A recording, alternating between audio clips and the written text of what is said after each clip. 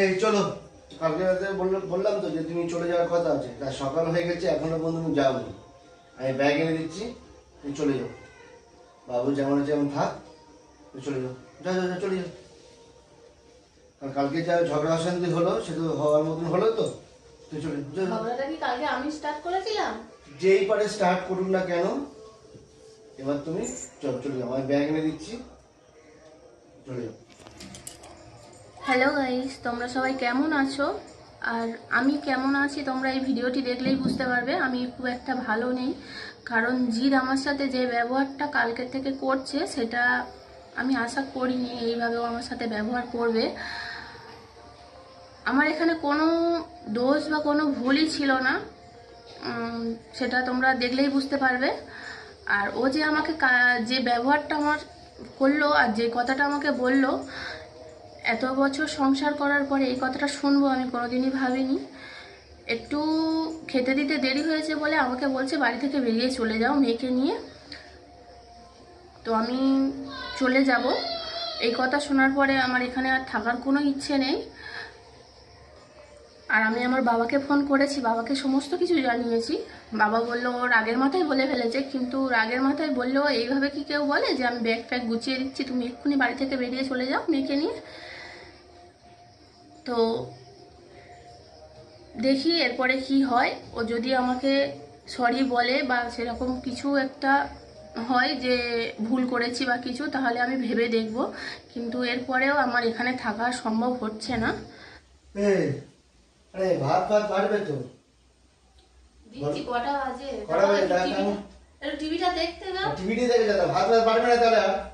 খালি টিভি দেখলে কি খাওয়া হয়ে যাবে? আমি তো রান্না করে রেখে এসেছি। রান্না করেছো সেটা আমিও বুঝতে পারছি রান্না করেছো, কিন্তু ভাত তো দেওয়ার তো নাম করছো না। তো রান্না করছো সে তো আমি দেখতে পাচ্ছি, রান্না করেছো, খাওয়ানো আনলে সবকিছু করলে, ভাত তো অ্যাকচুয়ালি আসছেই না। তো আমি তো সারাদিনই তো কাজ করছি। শোনো, যদি সংসার করা না ইচ্ছে থাকে তোলাটা নিয়ে চলে যাও না, সবথেকে ভালো হবে।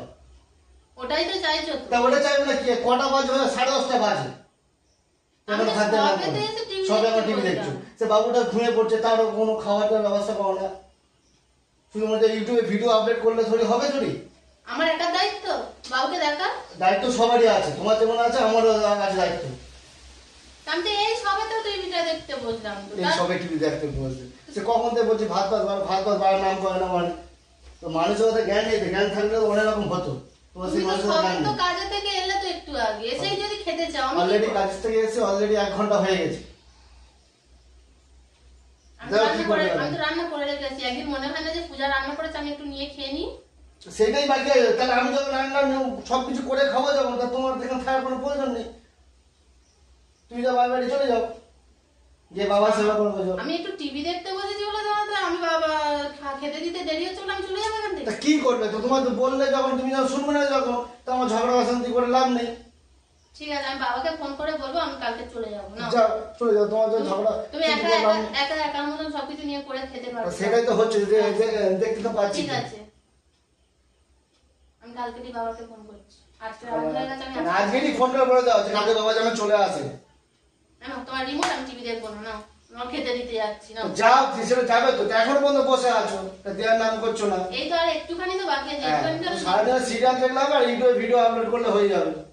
তুমি সেটাই করলে হয়ে যাবে। যখন বাড়ির কাজগুলো আমি করি না, কে করে দেয় তোমার বাড়ির কাজগুলো? কাজ দেখছি কতবার, দুজন মোটে ফ্যামিলি থাকে মেম্বার। দুজন মেম্বার বলে দুজন মেম্বারের কাজ নেই? অনেক কাজ তো, কাজ করে তো উল্টে দিচ্ছ তো, দেখলাম তো। হ্যাঁ, সংসারে কি কাজ আছে না? দুজন হয়ে আর চারজন, সেই তো কাজ তো থাকে। তো তোমার মেয়েকে কে সামলায়? আমি সামলাই। তুমি তো সকালবেলা উঠে বেরিয়ে চলে যাও। মেয়ের হাত দায়িত্ব আমি করে দিই, ওখানে ও স্নান করা খাওয়ানো সব কিছু আমি করে দিই। তুমি কি বা করো? ও আমার সাথে চান করতে চায় না, ওই জন্য